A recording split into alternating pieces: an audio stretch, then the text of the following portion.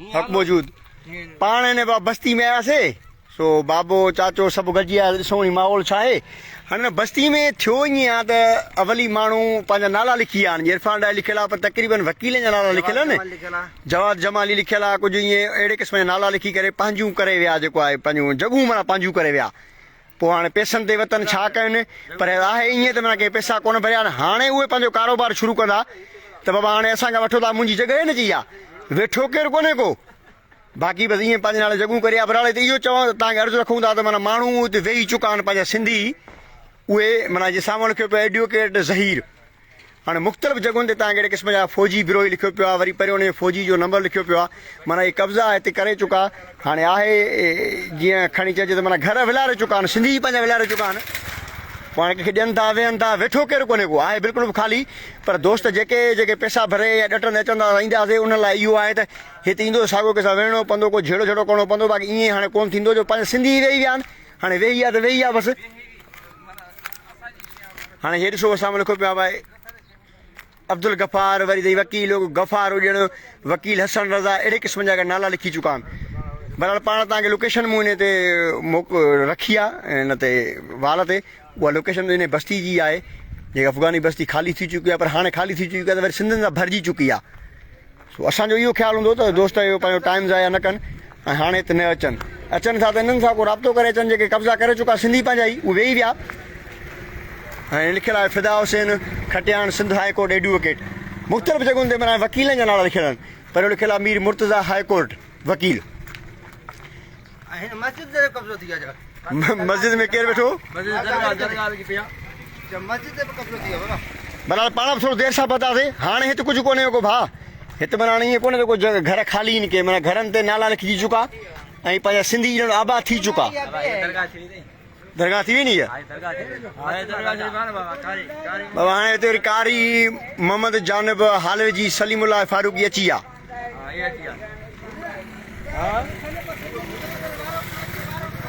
न उहा अचण वारी ॻाल्हि कनि पिया पर जेको आहे रहिजी वई नंढो हिकिड़ो पैगाम त जेकी अफ़गानी बस्ती आहे उते सिंधी अची चुका आहिनि उन्हनि पंहिंजा नाला लिखी चुका आहिनि हिते त भाई असांजो घरु आहे अहिड़ो को बि हिते घरु ख़ाली कोन्हे को जंहिंमें माण्हू को वेहे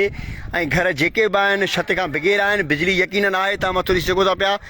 थोरी घणियूं सहूलियतूं आहिनि लोकेशन मूं तव्हांखे पंहिंजे वाल ते लॻाए छॾी आहे जेकॾहिं को दोस्त अचणु चाहे विज़िट करे त भली अचे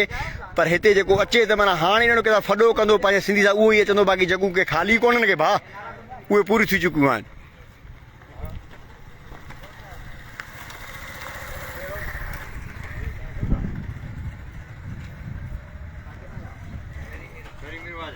तव्हां कॾहिं आया आहियो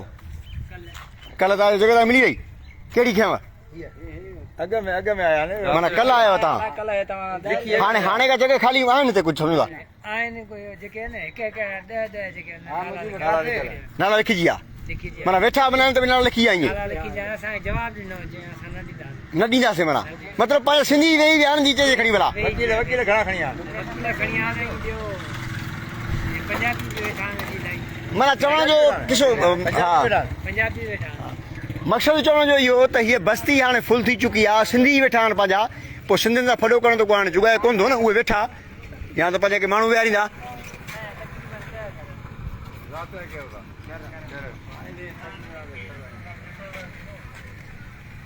खरी मीरा शइ अची वियो न फैमिली वेठी आहियो न छो पाण बि कोशिशि कईसीं पोइ हाणे फॾो फसां त पाण करणु कंहिंसां कोन था चाहियूं बराबरि जेको दोस्त अचणु चाहे उन लाइ लोकेशन व्हाट्सअप ते लॻाई आहे इहो पंहिंजे वाल ते लॻाई आहे उहो ॾिसी करे इन बस्ती पहुची सघे थो बाक़ी अचे न यार केरु बि हिननि ॻाल्हियुनि ते न अचे जो हाणे असां बि कराची खां 2 टे ॾींहं थिया आहिनि शइ खे पर माण्हू अची विया ऐं माण्हू वेही विया वेठा सिंधी पंहिंजा आहिनि भला उहे वेही आहे बिस्मिल्लाह हक़ आहे वरी का सहूलियत मिलंदी जेकॾहिं माण्हू को खीमो वीमो हणी करे आस पास में वेहे थो त उहो यकीन हा वकील कया माना कब्ज़ो वकीलनि कयो न हा न हा कब्ज़ो वकीलनि जो आहे हाणे पोइ खपाईंदा उहे हा खपाईंदा बिल्कुलु लख ते 2 लखनि में 3 में 5 में खपाईंदा हा वरी एडवोकेट अहमद अली बलोच ऐं हिते ईअं बि था ॾिसो हुन सीन त हे आसिफ़ सियाल लिखियलु आहे हेॾो हे आसिफ़ सियाल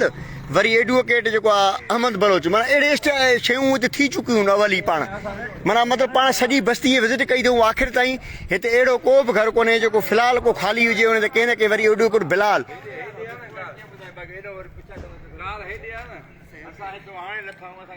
पाण त आयासीं हिन ख़्याल सां